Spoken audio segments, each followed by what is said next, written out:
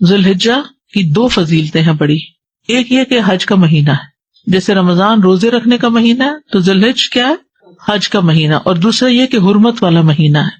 رمضان کی فضیلت یہ تھی کہ اس میں قرآن نازل ہوا تھا اور اس میں روزے رکھتے ہیں، اور یہاں پر حج اور حرمت والے مہینے کتنے ہیں؟ کل 4 مہینے ہیں، رجب، ذوالقعدہ، ذوالحجہ اور محرم.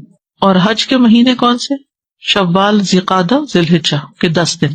اس مہینے کی جو فضیلت ہے اس میں خاص طور پر اس کے جو 10 دن ہیں یہ افضل ایام الدنیا ہے، دنیا کے افضل ترین دن، سب سے بہترین دن. رسول اللہ صلی اللہ علیہ وسلم نے فرمایا دنیا کے دنوں میں افضل ترین دن 10 دن یعنی 10 ذوالحجہ کے دن ہے. کوئی دن اللہ کے ہاں ان 10 دنوں سے زیادہ عظمت والا نہیں. ان کی عظمت کو محسوس کیجیے، سمجھیے، ان کو عام دنوں کی طرح ہم نے نہیں گزارنا.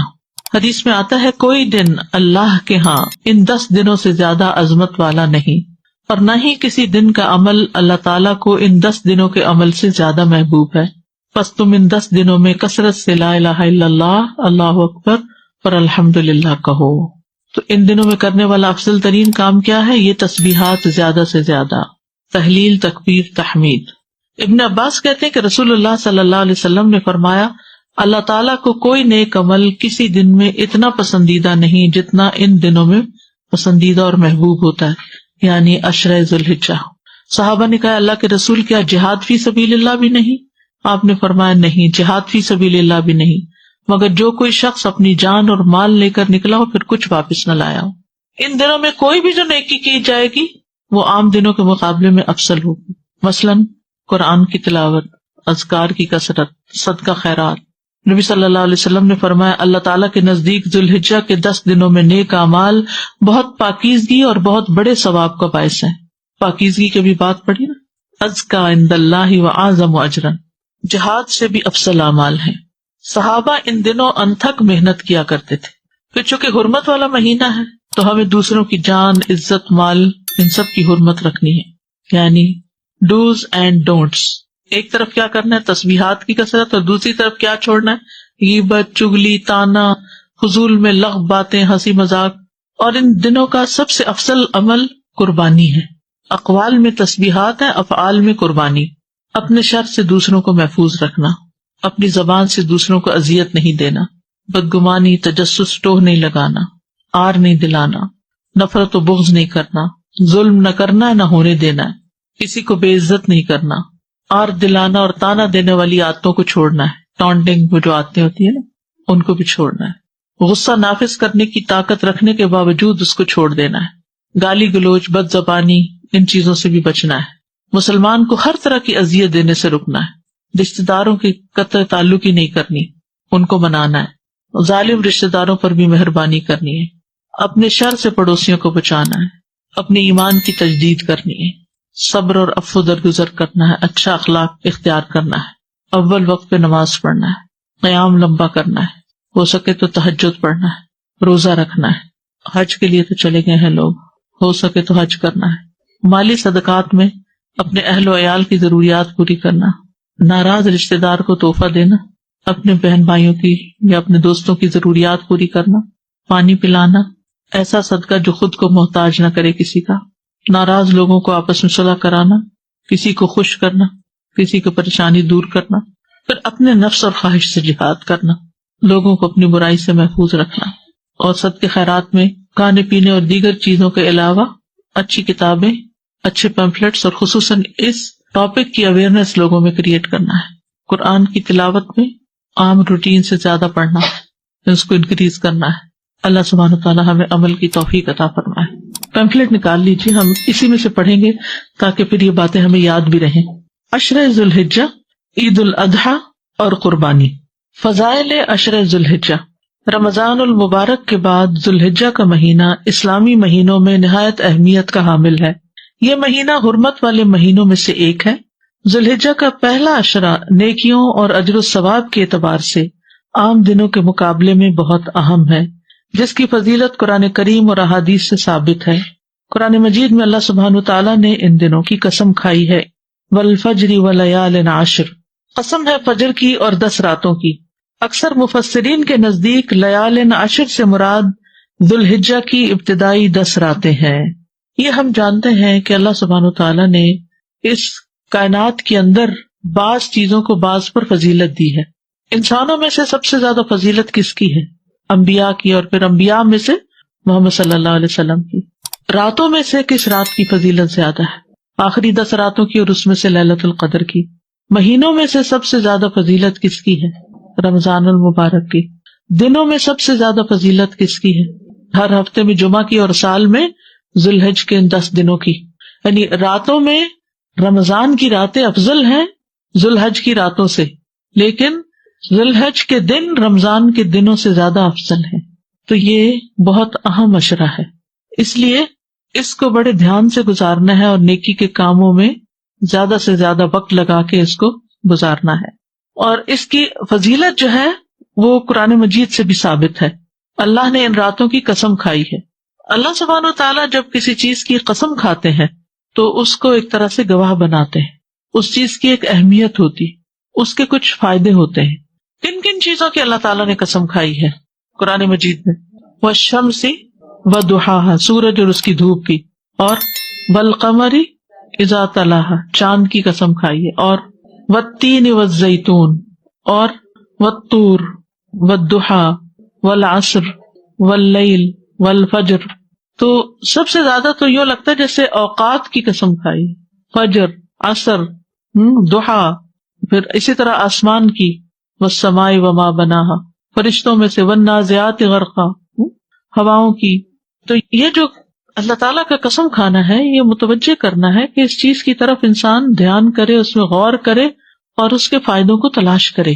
یہ جو یہاں ان 10 راتوں کی قسم کھائی، والفجر ولیال عشر، تو ان 10 راتوں پر توجہ کرنے کی ضرورت ہے کہ کون سی 10 راتیں ہیں، اور راتیں کہہ کر مراد دن لیا گیا ہے، یہ بھی یاد رکھیے۔ عربی زبان میں دن رات سے شروع ہوتا ہے۔ جب ہم کیا دیکھتے ہیں؟ چاند دیکھتے ہیں۔ رمضان کب شروع ہوتا ہے؟ چاند دیکھنے سے۔ عید کب شروع ہوتی ہے؟ چاند دیکھنے سے، ٹھیک ہے۔ تو یسألونک عن الأہلہ قل ہی مواقیت للناس والحج، یہ آپ سے سوال کرتے ہیں چاند کے بارے میں کہ چاند کی جو مختلف حالتیں ہیں، کہہ دیجئے کہ یہ مواقیت للناس، لوگوں کو اوقات بتانے کے لیے، والحج، اور خصوصاً حج کے اوقات بتانے کے لیے۔ تو لیال سے مراد لٹرل میننگ تو اس کا رات ہے، لیکن اس میں دن بھی شامل ہے۔ جیسے ہم کہتے ہیں 10 دن ہو گئے ہیں اس کام کو شروع کیے ہوئے، تو اس کا کیا مطلب ہے؟ اونلی ڈیز یا نائٹ بھی؟ نائٹ بھی انکلوڈ ہے، ٹھیک ہے۔ تو جب رات کا لفظ بولا جاتا ہے تو دن اس میں شامل ہے۔ تو یہ 10 دن جو ہیں یہ نیکیوں اور اجر و ثواب کے اعتبار سے عام دنوں کے مقابلے میں بہت اہم ہے۔ پورے سال کے دنوں میں آپ کو وہ فضیلت نیک اعمال کی نہیں ملے گی جو ان 10 دنوں میں ملے گی۔ لیکن ان 10 دنوں کا خاص عمل کیا ہے؟ اللہ تعالیٰ نے ان 10 دنوں میں اپنے ذکر کا خاص حکم دیا ہے۔ ارشاد فرمایا وَيَذْكُرُ اسْمَ اللَّهِ فِي أَيَّامٍ مَّعْلُومَاتٍ، سورۃ الحج آیت 28، اور معلوم دنوں میں اللہ تعالیٰ کا نام یاد کریں، یعنی اللہ کے نام کا ذکر کریں، ورد کریں۔ ابن عباس سے روایت ہے کہ ان معلوم دنوں سے مراد عشرہ ذوالحجہ کے 10 دن ہیں، اور ان 10 دنوں میں کیے جانے والے اعمال اللہ تعالیٰ کو دیگر دنوں کی نسبت زیادہ محبوب ہیں۔ ان 10 دنوں میں جو بھی نیکی کا کام آپ کریں گے، آپ اس کا اجر و ثواب زیادہ پائیں گے، اور اللہ کی محبت کو پانے کا ذریعہ بن جائے گا۔ کل ہی کسی نے مجھے سوال کیا کہ ہم اللہ کی محبت کیسے پائیں؟ ان 10 دنوں میں زیادہ سے زیادہ نیکیاں کما کے اللہ کی محبت حاصل کریں، کیونکہ اللہ تعالیٰ کو یہ بہت پسند ہے کہ لوگ ان 10 دنوں میں عام روٹین سے ہٹ کر زیادہ نیک کاموں کی طرف متوجہ ہوں۔ تو اس عشرے کے اندر کیا خاص خصوصیت ہے؟ حج کا دن ہے، عرفہ کا دن ہے۔ پورے سال میں سے سب سے زیادہ بخشش عرفہ کے دن ہوتی ہے، حتیٰ کہ رمضان کی راتوں سے بھی بڑھ کر یہ دن جو ہے بخشش کا دن ہے۔ تو اس لیے انسان کو اس دن کی، یعنی اسی عشرے میں چونکہ آ رہا ہے، تو اس دن کی اہمیت کو محسوس کرنا چاہیے اور دعا کرنی چاہیے اس دن خصوصاً کہ اللہ تعالیٰ ہمیں بھی جہنم سے آزاد کر دے۔ یعنی اس مہینے میں 10 دن تو اہم ہے ہی، لیکن اس کا 11واں دن جو مینا میں گزارتے ہیں حاجی، ان کے لیے وہ دن بھی بڑا امپورٹنٹ ہے۔ ایام تشریق بھی اسی مہینے میں ہے، تو یہ بہت فضیلت والے دن ہیں. اور قربانی والا دن، اس میں ہم کیا کرتے ہیں؟ قربانی کرتے ہیں. اب دیکھیے کہ رمضان میں ہم ایک ہی کام کر رہے ہوتے ہیں نا، روزے رکھ رہے ہوتے ہیں یا قرآن مجید تراویح رات کو پڑھ رہے ہوتے ہیں، ایوری ڈے تقریباً سیم عمل ہو رہا ہوتا ہے. لیکن عشرہ ذی الحج میں ملٹیپل کام کر رہے ہوتے ہیں، جن میں قربانی بھی ہے، جان کا صدقہ بھی ہے، ہاں، اور روزہ بھی ہے عرفہ کے دن کا، یا پھر حج کرنا ہے عرفہ کے دن، یا پھر یہ تکبیرات خصوصی طور پر پڑھنی ہے جو خود بتائی گئی. یعنی یہ سارے اعمال بتائے گئے کہ ان دنوں میں کیے جائیں، عشرہ ذی الحجہ میں کرنے کے کام. اور پھر ان 10 دنوں میں کوئی عمل اس عمل سے زیادہ محبوب نہیں، اور وہ کیا ہے؟ لا الہ الا اللہ اور اللہ اکبر اور الحمدللہ پڑھنا. اس لیے ان دونوں طرح کی تکبیرات کو صحابہ جو ہیں وہ پڑھا کرتے تھے، اور یہ اجر عظیم پانے کے بہترین مواقع ہیں. صحابہ کرام سخت محنت کیا کرتے تھے. سعید بن جبیر ذی الحجہ کے 10 دن داخل ہونے کے بعد عبادت میں بہت زیادہ کوشش کرتے، اتنی کہ ان کی ہمت نہ ہوتی جس پر، یعنی کہ اپنی ہمت سے بڑھ کے ان دنوں میں اپنے آپ کو تھکایا کرتے تھے. آپ کے پاس یہ دوسرا پیمفلٹ بھی ہے، بلو کلر کا ہے نا، اس میں آپ دیکھیے کہ پیچھے کی طرف یہ تکبیرات لکھی ہوئی. آپ یہ کر سکتے ہیں گھر لے جا کر اس کو اپنے وارڈروب پہ یا اپنے ڈریسنگ ٹیبل پہ یا کسی بھی جگہ جہاں آپ کی نظر زیادہ پڑتی ہے وہاں اس کو چپکا دے. اس کے علاوہ ایک اور کارڈ بھی آپ کو بک اسٹال سے مل جائے گا جس میں صرف تکبیرات لکھی ہوئی. دوسرا یہ کہ اس کا فائدہ یہ ہے اس بروشر کا کہ اس کے اندر کرنے کے کاموں کی ڈیٹیل دی ہوئی ہے جو آپ کو ریمائنڈر ہو سکتا ہے، آپ اس کو پڑھ سکتے ہیں. اگر آپ اس کو کھولیں اور کھول کے بھی لگا دیں تو یہ پوسٹر 10 دن لگا رہے تو آپ کو نیک نیک کاموں کی یاد دہانی ہوگی. آپ چاہیں تو اس کو کسٹمائز کر کے اپنے پرسنل مزید کوئی چیزیں اس میں لکھنا چاہیں جو اس میں نہیں لکھی ہوئی تو وہ بھی آپ لکھ سکتے ہیں، کیونکہ یعنی نماز، روزہ، قرآن مجید، ذکر اور دعا، صدقہ و خیرات، خدمت خلق، عید اور قربانی، متفرقات، یہ ساری چیزیں ان 10 دنوں میں جمع ہو سکتی ہیں، کیونکہ کسی بھی دن کیا ہوا عمل اللہ تعالیٰ کو ان 10 دنوں میں کیے ہوئے عمل سے زیادہ محبوب نہیں. دوسرا اہم کام جو ان دنوں میں کرنے کا ہے وہ ہے روزہ رکھنا. اب اس میں بہت جھگڑا ہوتا ہے کہ عرفہ کا دن یہاں کا ہو یا وہاں کا ہو. تو اصل حکم تو جہاں آپ رہتے ہیں اسی کی تاریخ کو دیکھا جائے گا، ورنہ اگر آپ کسی اور جگہ کے مطابق عرفہ مناتے ہیں تو اگلا دن پھر عید کا بھی کریے، پھر وقفہ دے کے تو عید نہیں ہوتی.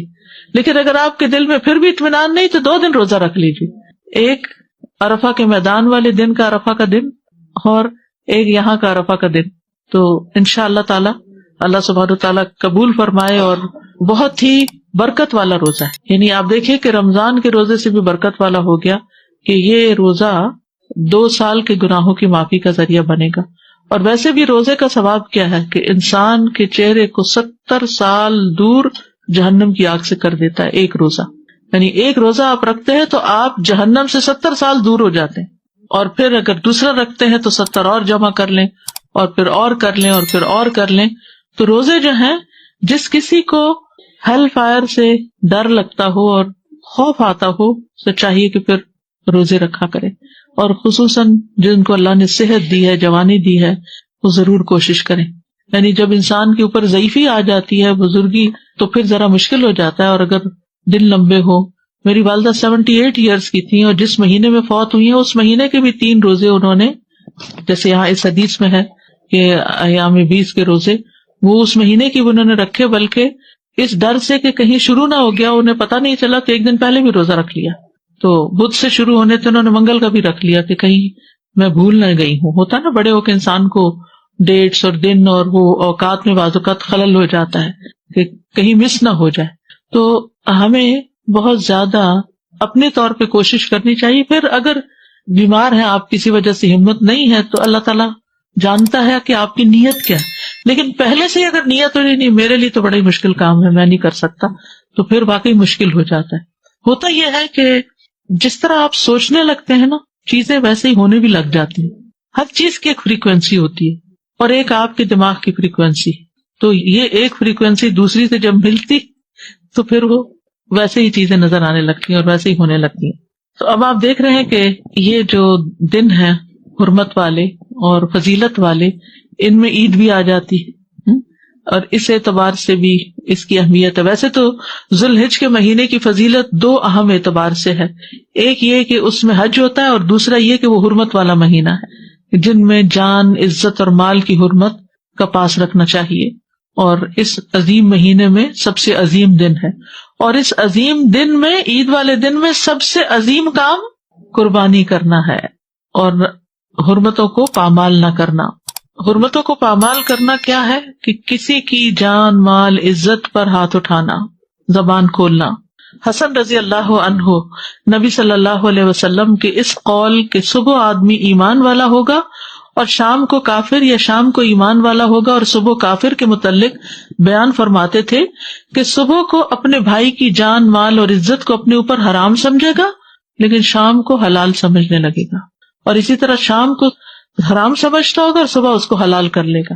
یعنی وہ اس حدیث کا مفہوم یہ بیان کیا کرتے تھے کہ ایک شخص ایمان میں ہے، دوسروں کے بارے میں اچھا گمان رکھتا ہے، شام تک موڈ ہی بدل گیا اور غیبت شروع کر دی یا کوئی الزامات دینے شروع کر دیے.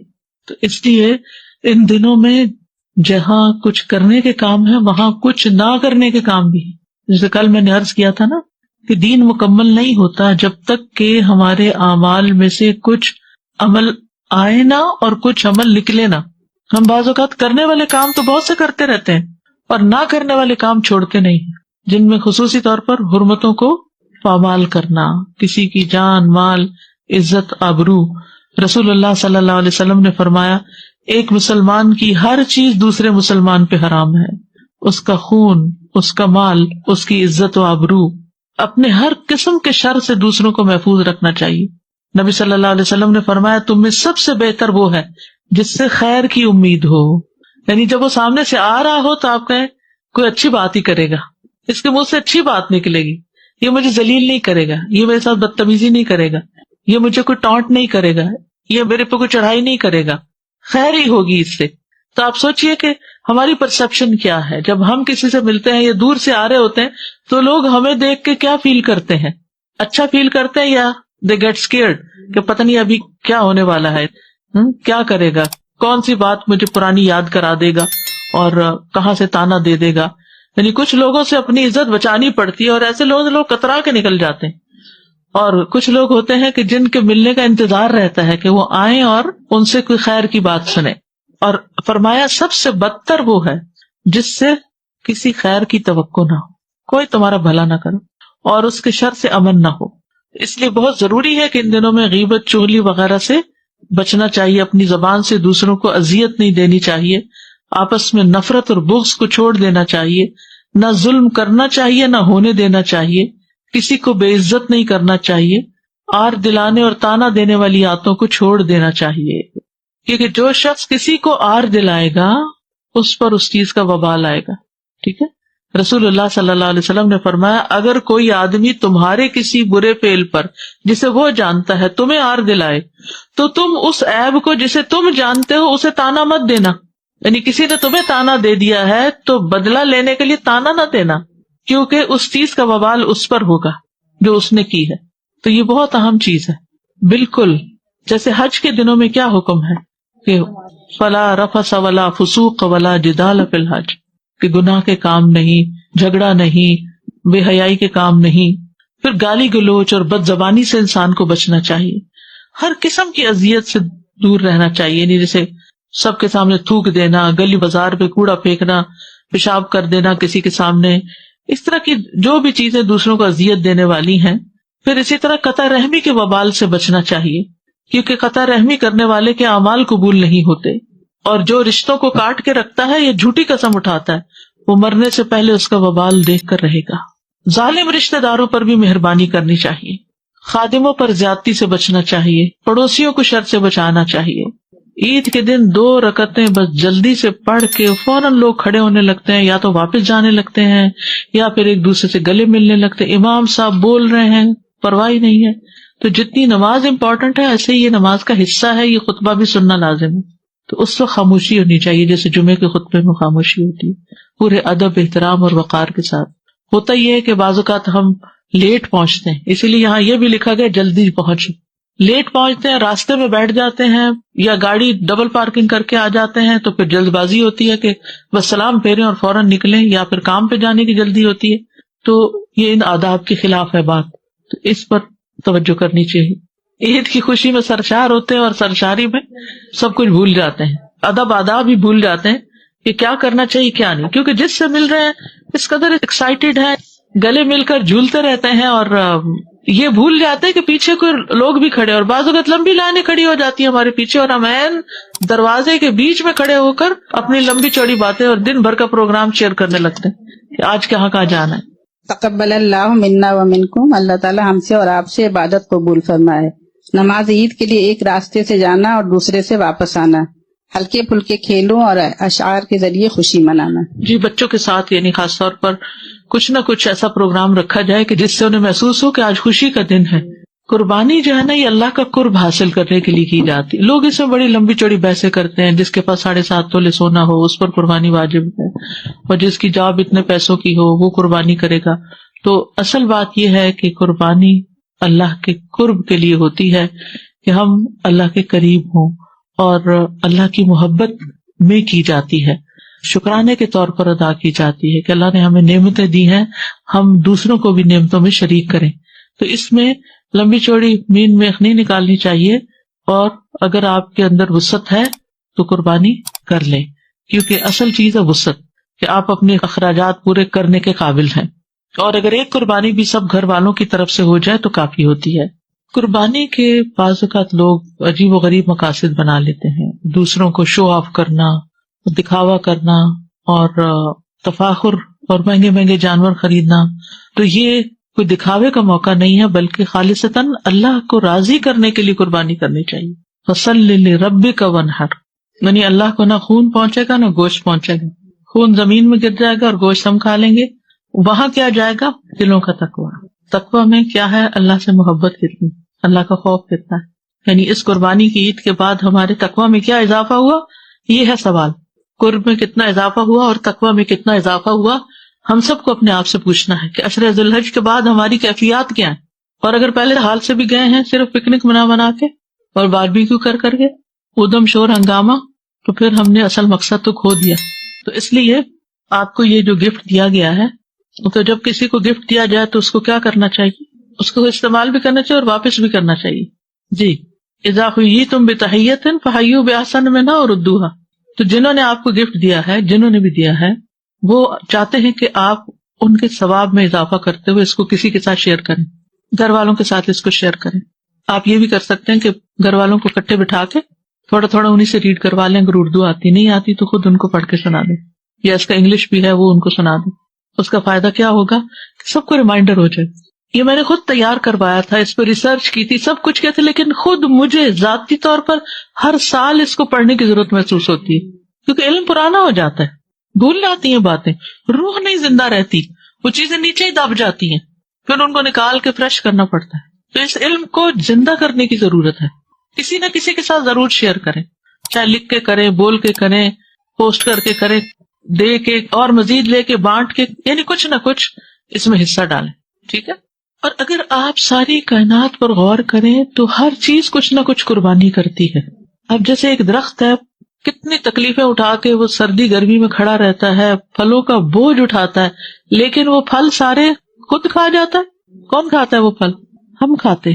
سمندر کا پانی ہے، وہ بھاپ اڑتی ہے، ہوائیں اس کو اٹھاتی ہیں، تکلیف اٹھاتی ہیں ہمارے لیے، لے کے اڑتی ہیں، اور پھر وہ کون فائدہ اٹھاتا ہے؟ ہم فائدہ اٹھاتے ہیں. ہر چیز قربانی کر رہی ہے، اپنے اپنے طریقے سے کر رہی ہے. اور ایک ہم ہے کہ ہر چیز لے کے بیٹھے ہوئے، علم لے لیتے ہیں، وہ لے کے بیٹھ جاتے ہیں. اللہ مال دیتا ہے، وہ لے کے بیٹھ جاتے ہیں. کوئی اور چیز اللہ ہمیں دیتا ہے، شیئرنگ کا نہیں سوچتے. تو قرب ملتا ہے دینے سے، قربان کرنے سے. ابراہیم علیہ السلام کو قرب کیوں ملا تھا اللہ کا؟ اللہ نے ان کو اپنا دوست کیوں کہا؟ بیٹا قربان کرنے لگے، ہر چیز قربان کر رہے تھے. ایک بات بڑی عجیب لگتی ہے مجھے کبھی کہ اللہ سبحانہ تعالیٰ فرماتے ہیں وَآتَيْنَاهُ فِي الدُّنْيَا حَسَنَةً، کہ ہم نے ابراہیم کو دنیا میں حسنہ عطا کی. ہاں، کہتے ہیں ان کی زندگی تو امتحانوں سے بھری ہوئی تھی، اور اللہ سبحانہ تعالیٰ اس کو حسنہ کہتے ہیں.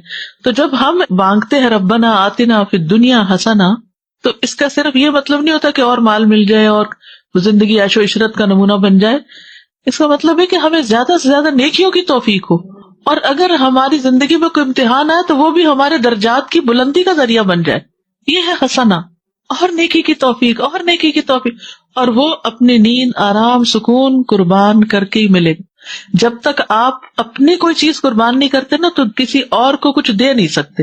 تو یہ قربانی کا جذبہ صرف اس جانور کی قربانی کر کے نہ کریں, یہ قربانی کا جذبہ اپنے اندر بھی لائیں. یہ عید کا پیغام یہی ہے, یہی ریمائنڈر ہے. اپنے اندر بھی قربانی کا جذبہ لائیں کہ دوسروں کی خاطر کبھی کسی کے لیے اپنی نیند قربان کر لینا, اور کبھی کسی کے لیے اپنی بھوک, اور کبھی کسی کے لیے اپنا مال, اور کبھی جان, اور کبھی اوقات, یعنی کچھ نہ کچھ دینے والے بنے. دیکھیں اللہ اور ہمارے درمیان یہ دنیا حائل ہے. جتنا جتنا ہم اس کو اللہ کی خاطر نکالتے جائیں گے, یعنی اللہ کی خاطر استعمال کریں, ہم اللہ کے قریب ہوتے جائیں گے. اور یہ ہمیں فزیکلی ایک ایکٹیویٹی کرائی گئی, جانور ذبح کرو اور دیکھو اللہ نے اس کو پیدا کیا تمہارے لیے, کیسے وہ اپنی جان دے رہا ہے. تم اس کی تو جان لے رہے ہو, اپنی بھی کبھی دینے کی سوچی. یہ تو ایک ریچول ہے, اللہ کا حکم ہے. جی, اہمیت قربانی کہ یہ صرف ہمیں حکم نہیں دیا گیا, ہر امت کو اس کا حکم تھا, ہر دور میں اس کا حکم رہا. سب شریعتوں میں قربانی رہی ہے. کہ پوچھے یہ قربانیاں ہم کیوں کرتے ہیں, فرمایا تمہارے باپ ابراہیم کی سنت ہے, یعنی انہوں نے اپنے بیٹے کی قربانی کرنے سے بھی دریغ نہیں کیا, تو ہم ان کی پیروی میں کم از کم ایک جانور تو قربان کریں. اگر ایک گھر میں ایک قربانی ہوتی ہے کافی ہے. اگر وہ سب اپنی اپنی کرنا چاہے تو بھی ٹھیک ہے, اور اگر ایک سب کی طرف سے ہونا چاہے تو وہ بھی ٹھیک ہے, سب کی ہو جائے گی. یعنی دیکھیں اصل میں کیا بات ہے کہ استطاعت پر ہے, کیونکہ نبی صلی اللہ علیہ وسلم نے 2 بھی کیا, 1 بکری بھی کی, ازواج کی طرف سے گائے بھی کی, 100 اونٹ بھی کیے. تو اصل جو مقصد ہے نا قربانی کا وہ ہے قرب. کہ ہو سکتا ہے 1 سال آپ کی حیثیت ہو, ہر بچہ کما رہا ہے, اپنی اپنی کر سکتا ہے, اور 1 سال جاب نہیں ہے تو اگر ماں باپ کر رہے ہیں سب کی طرف سے تو وہ بھی کافی ہے. یعنی ہسبینڈ کر رہا ہے, بیوی کی طرف سے بھی, بچوں کی طرف سے بھی, ایک فیملی کی طرف سے ایک جانور کی قربانی کافی ہے. دیکھیں 10 حصے پڑ سکتے ہیں, یہ مطلب ہے 10 لوگ شامل ہو سکتے ہیں, 10 لوگ مل کے پیسے کنٹریبیوٹ کر کے 1 اونٹ ذبح کر لیں, یہ بھی ہو سکتا ہے.